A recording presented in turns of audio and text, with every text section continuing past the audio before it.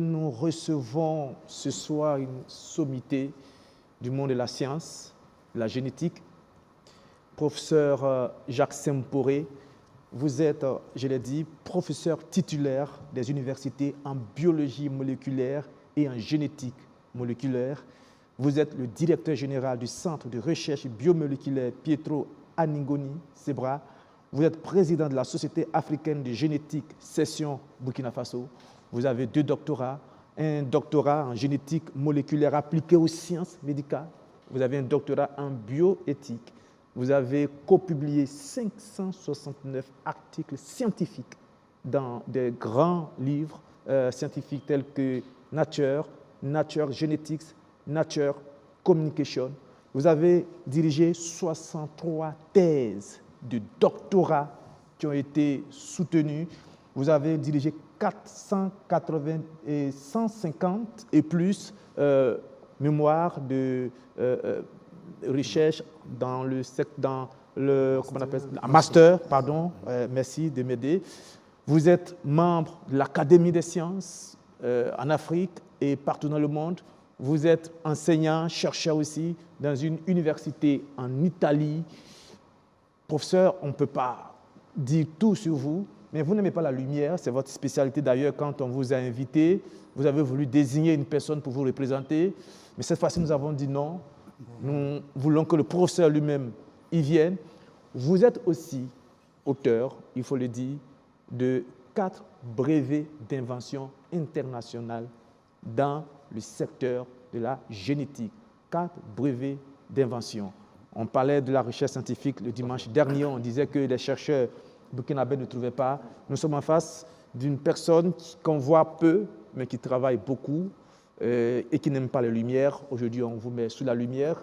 Vous êtes aussi prêtre et vous savez qu'il y a un verset dans la Bible qui dit qu'on n'allume pas la lumière pour le mettre sous le boisseau. À un moment donné, il faut qu'elle éclaire. Et aujourd'hui, nous avons voulu que vous soyez là. Bonsoir, professeur. Bonsoir. Merci d'être venu. Et puis, on commence tout de suite avec une question toute simple. On n'a pas de génétique. Moi, je suis un Burkinabé lambda. Je regarde la télévision. Chaque fois, j'entends génétique, j'entends OGM. Pour les non-initiés, si on vous demandait de dire c'est quoi la génétique, qu'est-ce que vous diriez, professeur Semporé? Merci pour la question.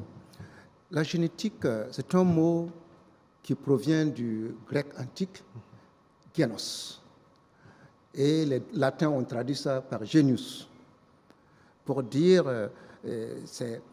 l'origine, c'est une origine, c'est une naissance, jusqu'à voire même engendrer le mot. Donc, la génétique est une branche de la biologie. Et la génétique, c'est la science même de l'hérédité.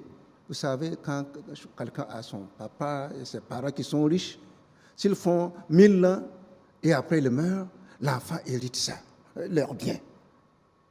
Il est content. Il n'est pas content que les parents partent, mais quand même. Là aussi, tout ce que nous sommes là, nous avons l'héritage de nos parents. Et ce sont les gènes. Nous héritons une partie du papa, une partie de la maman. Donc, si vous regardez dans un enfant qui vient de naître, si on dit que sa tête là, c'est la tête du papa, surtout les yeux, le nez, il suffit de dire maintenant que le menton, c'est la maman. Elle est contente. Parce que là, on sait qu'il n'y a pas de libre, il n'y a pas de... C'est clair. Donc, la génétique, c'est la science qui étudie les caractères, et ce qui peut conduire même aux maladies.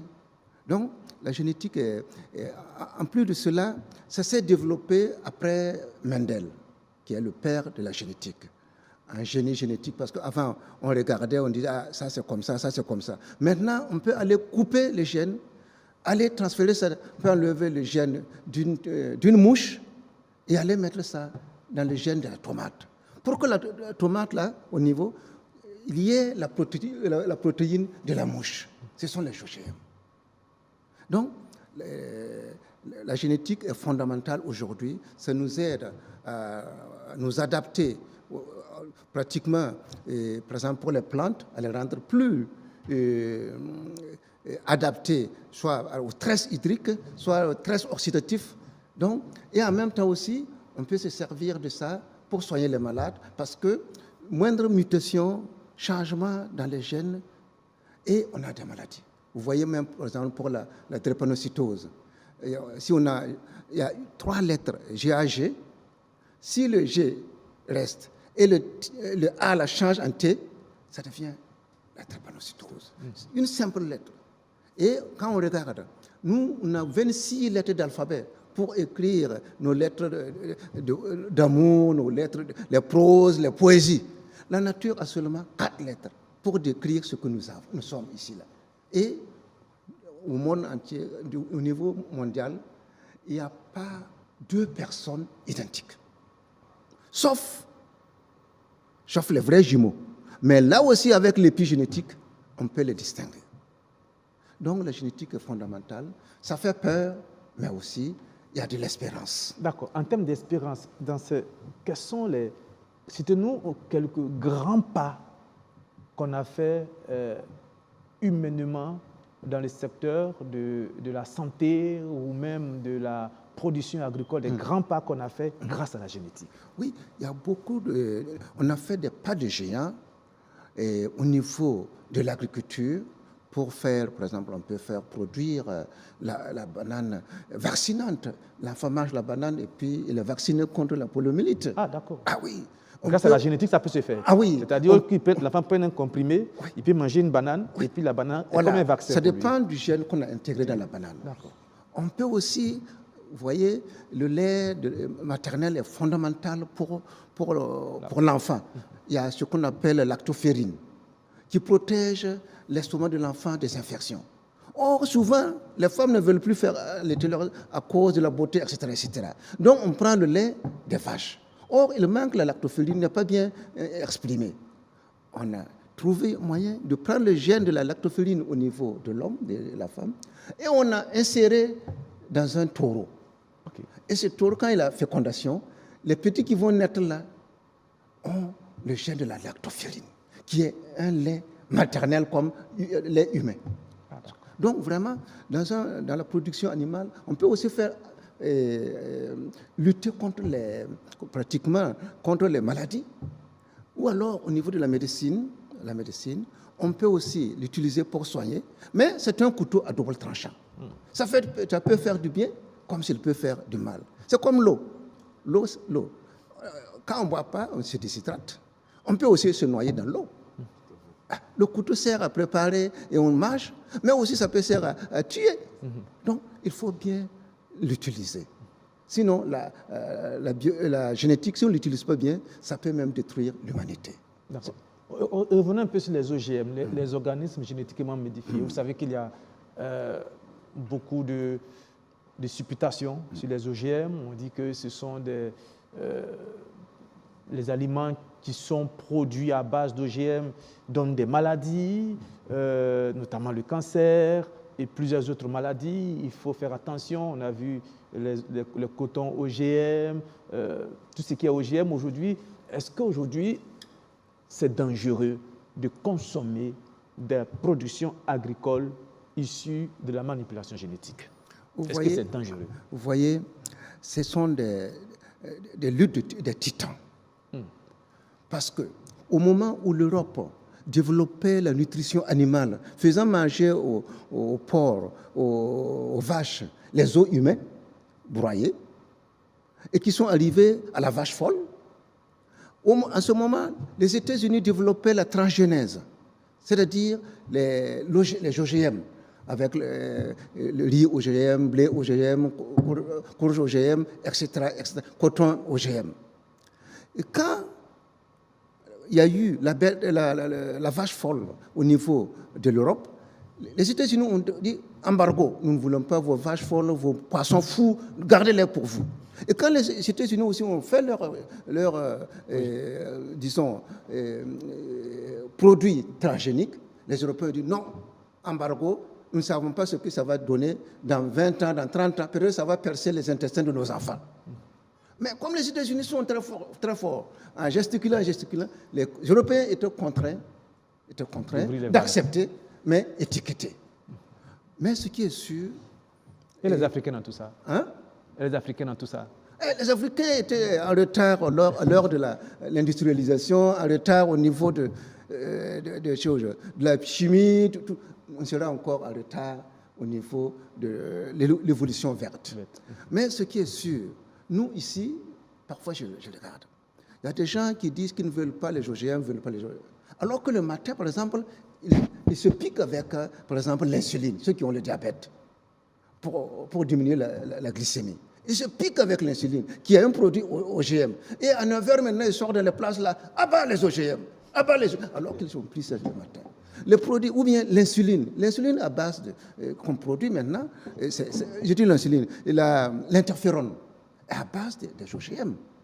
Mais les gens utilisent ça, ils ne disent rien. Ce qui est sûr, si vous avez... Moi, je ne suis pas pour les OGM. Je ne suis pas. Mais je suis... Personnellement, vous n'êtes pas pour les OGM. Mais je suis pour la recherche sur les OGM. Il faut chercher. Quand on trouvera qu'il n'y aura pas de maladie, à ce moment, on peut l'utiliser. Donc, ce que vous dites, vous êtes professeur, hein? Oui. C'est ce que vous dites, c'est que il faut encore accentuer les recherches sur les OGM et leurs conséquences avant de pouvoir les utiliser tranquillement, sans se soucier. C'est ça ce que vous dites? Parce que toute œuvre humaine là n'est pas à 100% sûre. Il n'y a pas de risque zéro en biotechnologie. Il y a toujours des erreurs. Si on nous demande qu'est-ce que pi, vous pouvez aller jusqu'au Mali, le passer par Bamako et revenir avec les virgules. Vous n'allez pas trouver pi. Ça veut dire que toutes nos sciences, il y a quelque chose qui nous manque. Il faut faire Et attention. moi, il y a quelque chose pratiquement. Vous voyez, on est là avec les cotons transgéniques, OGM, quelques produits. Mais en Chine, ils ont fait des humains OGM. Ils ont fait des humains. 2 bébés en 2018. Ils sont nés. 2 bébés OGM. OGM. Moi-même. Et en ce moment, le directeur général de l'OMS a convié 15 personnes dans le monde pour voir comment on peut barrer la route de ça. Et puis faire avec des codes pour limiter, pour que personne ne le fasse. Il y a eu 3 personnes en Afrique et 12 personnes dans les autres continents. En Afrique, il y avait un du Kenya, un de l'Afrique du Sud et un du Burkina Faso. Et nous, on a travaillé pendant 2 ans. Un du Burkina Faso, c'était qui? C'était moi-même. Ah, il faut le dire. Ah, non, mais... Professeur Jacques Saint-Poré. On a travaillé Donc, professeur à Jacques Genève. Saint-Poré, vous avez fait partie des 15 personnes qui ont été sélectionnées par l'OMS pour aller travailler sur les 2 bébés transgéniques fabriqués en Chine. Voilà, pour mettre des normes, pour que ceux qui oseront faire cela ne puissent pas publier, ne puissent pas avoir un brevet d'invention. Et donc, si tu es un chercheur, tu ne peux pas publier, tu ne peux pas faire, mettre ça comme un brevet, soumettre comme brevet, c'est sûr que tu vas penser 1000 fois avant de faire des choses comme ça, qui sont des choses aberrantes. Parce qu'on pense même qu'ils ont profité pour mettre quelques gènes même au niveau de ces bébés-là, de ces embryons, quand ils ont fécondé. Et ce qu'ils ont fait, quand on regarde d'un côté, c'est la thérapie génique. C'est la thérapie génique. C'est-à-dire qu'on a soigné, parce que il y a un gène qu'on appelle CCR5. C'est le gène du co-récepteur de la chymokine. Quand le VIH, le virus arrive, il s'appuie sur le récepteur CD4. Il s'appuie aussi sur le co-récepteur CCR5. Mais ceux qui ont le CCR5 muté, quand le virus arrive, il s'appuie sur le CD4, il s'appuie sur le récepteur muté qui s'appelle CCR5 delta 32. S'il s'appuie sur ça, il ne peut pas s'agripper. Donc, il ne peut pas faire fusion membrane et envoyer son génome là dans l'homme pour l'infertilité. Donc, ce gars-là a détruit, au niveau de faire pour la fécondation, au niveau de l'ovule, il a enlevé le gène CCR5 en le transformant en CCR5 delta 32. Au niveau du spermatozoïde, la même chose. Et il a fécondé. Les enfants qui naissent, ils peuvent papillonner comme ils veulent. Ils n'auront jamais le sida. Parce que le sida ne peut pas rentrer. Mais au moment où ils ont fermé la porte au sida, au VIH, Ils ont ouvert la porte à d'autres virus. Ah, d'accord. Et en regardant, parce qu'il y a des gens en Europe, au niveau des Caucasiens, qui ont 2%, 3%, ces gènes-là mutés. En regardant leur espérance de vie, c'est entre 42 et 78 ans. Donc, alors qu'en Europe, ils tendent vers les 82, 84 ans. Si c'est limite la vie, vraiment, c'est dommage que quand même, le sida est dangereux, mais quand même, il y a des gens qui vivent maintenant, ils travaillent parce qu'on a les ARV. Donc, c'est-à-dire qu'au moment où, avec ces bébés, ils ont trouvé la solution au sida, mais ils ouvrent la porte à une panoplie de maladies qu'on ignore, qu'on ne sait même pas, oui, c'est ça. Et qui peuvent rendre la vie beaucoup plus dangereuse et beaucoup plus difficile. Donc, il fallait quand même l'éthique, la bioéthique, pour quand même baliser le chemin de la recherche. Est-ce que vous avez pu réussir votre mission, vous, les 15 personnes? Hein? La mission que l'OMS vous a confiée, les 15 personnes, ça a été un succès? C'était un succès. Il y a même le texte dans l'Internet. Si vous marquez gene editing, ou bien édition du génome humain, OMS, vous allez trouver le document. Il y a même nos noms dedans, comme experts. On a parlé tout à l'heure des OGM, on attend OGM.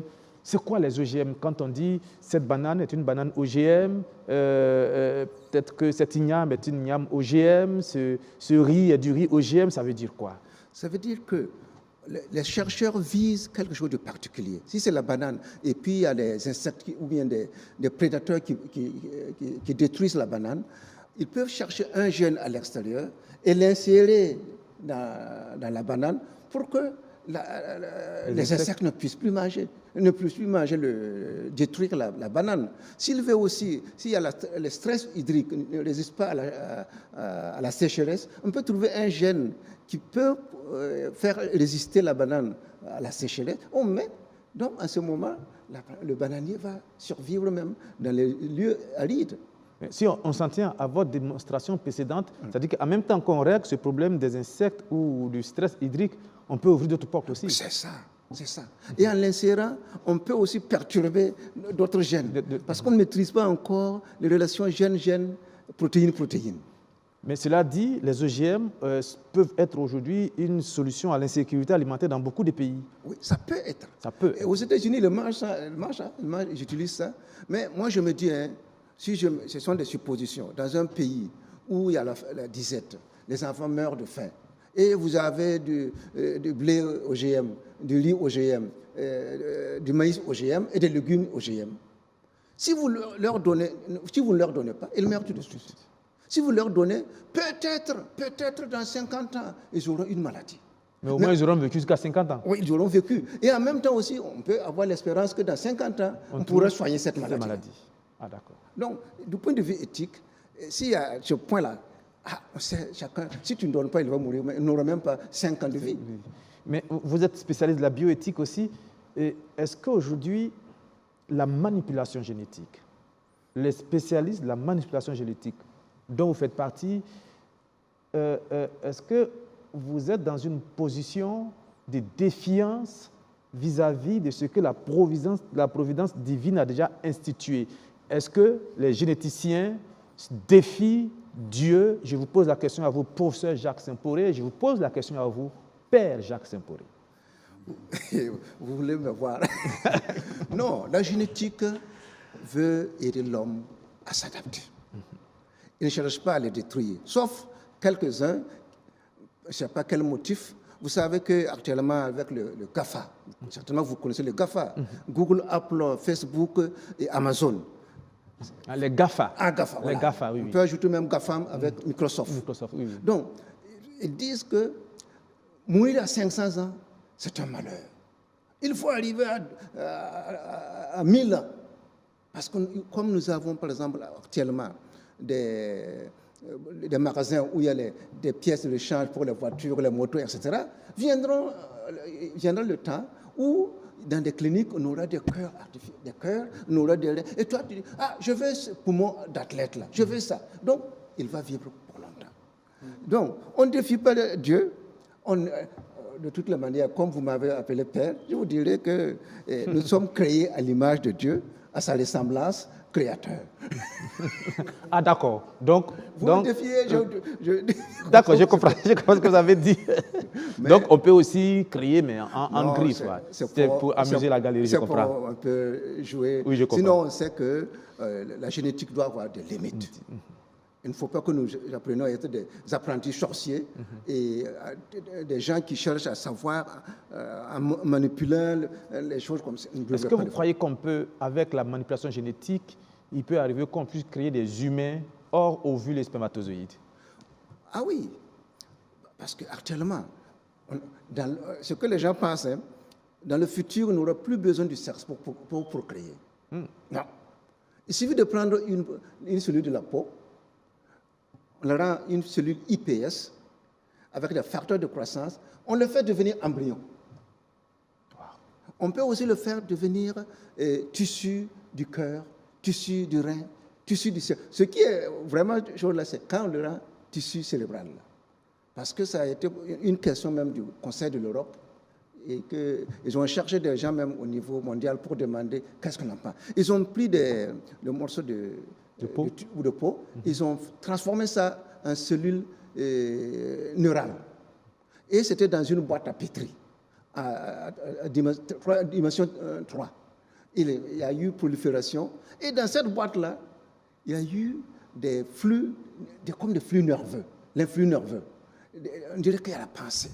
Et il nous demande quel est le statut juridique et éthique de ce tissu-là. Qui réfléchit. Hein. Qui réfléchit là.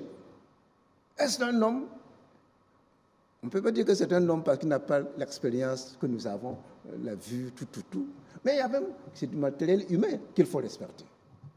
Est-ce que vous croyez que dans 50 ans, 100 ans, on peut en arriver à ce que vous disiez il y a un instant, c'est-à-dire qu'on ait des hommes génétiquement fabriqués, qu'on ait la capacité d'aller acheter en boutique le cœur, l'œil. Oui. Est-ce que dans plusieurs décennies, on peut y arriver ou est-ce que Dieu va stopper la folie humaine?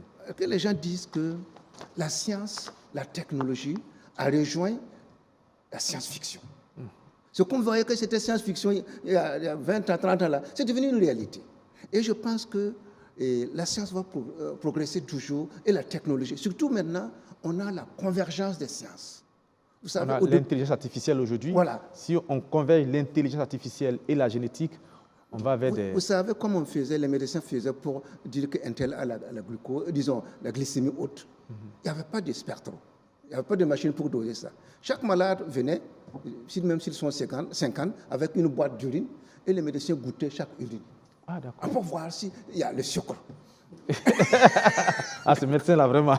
Donc, mais maintenant, avec la convergence des sciences, on n'a plus besoin de ça. Est-ce que vous voyez? Donc, il y a l'IRM, tout, vraiment, c'est un progrès, vraiment, qu'on ne peut même pas penser il y a 20 ans. Même, comme vous voyez actuellement, avec les réseaux sociaux, qui pouvait penser qu'on pouvait être ici et puis téléphoner à Trump aux États-Unis et parler avec quelqu'un au Japon comme ça, et en le voyant même. Donc, ce progrès, il n'y a pas... Il n'y a pas de limites pratiquement, voilà, pas de frontières. Les frontières sont repoussées à chaque fois. Donc, à nous, d'une manière raisonnable, qu'on puisse canaliser pour qu'il n'y ait pas de dérive au niveau des scientifiques. Parce qu'un savant fou peut vraiment déclencher quelque chose qui va nous détruire tous.